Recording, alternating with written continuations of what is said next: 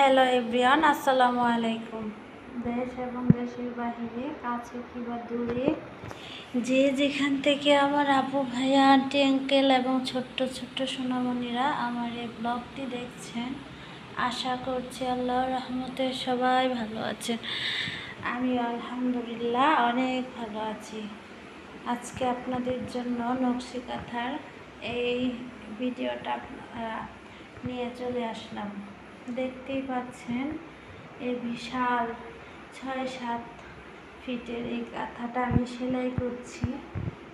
এটাই আপনাদের সাথে আজকে আমি শেয়ার করছি। এটার আর্ট করা ভিডিওটা আমি এখনো আপলোড করতে পারিনি। সুযোগ পেলে অবশ্যই এডিটিং করে আপনাদের সাথে আমি শেয়ার করব। আর এই কাঁথার সাইডের যে বর্ডারটা 4 ভাগের 2 ভাগ শেষ হয়েছে আর 2 ভাগ আছে বর্ডারটার কাজ।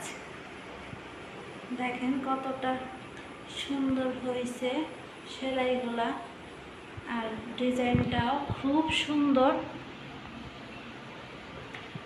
তাই ভাবলাম যে কিছুটা ভিডিও আপনাদের সাথে আমি শেয়ার করে নিই।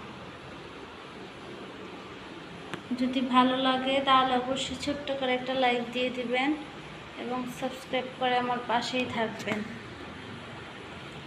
আপনাদের ভালোবাসার সাপোর্টে হচ্ছে নতুন নতুন ভিডিও আপলোড করতে আমার ভালো লাগে। যাই হোক, কথা বাড়াচ্ছি না, ভিডিওটা পুরোটা ধৈর্য সহকারে দেখবেন, মনোযোগ সহকারে, তাহলে আপনারাও সেম এই ডিজাইনে আরেকটা কাঁথা তৈরি করে নিতে পারবেন। আমি এই কাঁথাতে হচ্ছে 3টা কাপড় ইউজ করছি এক কালারের, আর কাপড়গুলো হচ্ছে অনলাইন থেকে কিনে নিয়েছি।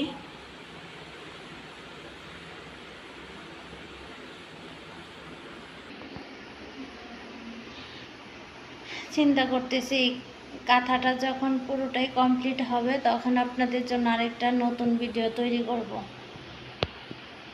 তো আপনাদের কোনো টেনশন নাই।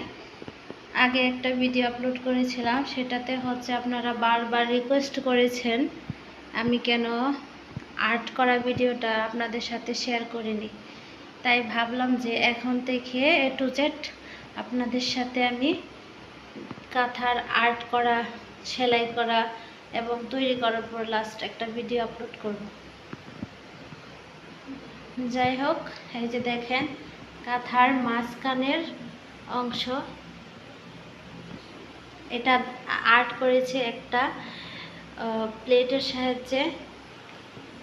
বড় একটা প্লেট দিয়ে হচ্ছে আমি আর্ট করে নিয়েছি, রাউন্ড শেপটা করে নিয়েছি, আর মাঝখানে সুন্দর করে একটা গোলাপ ফুল দিলাম, 2 পাশে পাতার ডিজাইন। যাই হোক, ভিডিওটা লং হয়ে যাচ্ছে, এখানে শেষ করে দেব। তো আজকের মতো সবাই ভালো থাকবেন, সুস্থ থাকবেন, আমার জন্য দোয়া করবেন, আমাদের সবার জন্য দোয়া করবেন। আল্লাহ হাফেজ, আসসালামু আলাইকুম।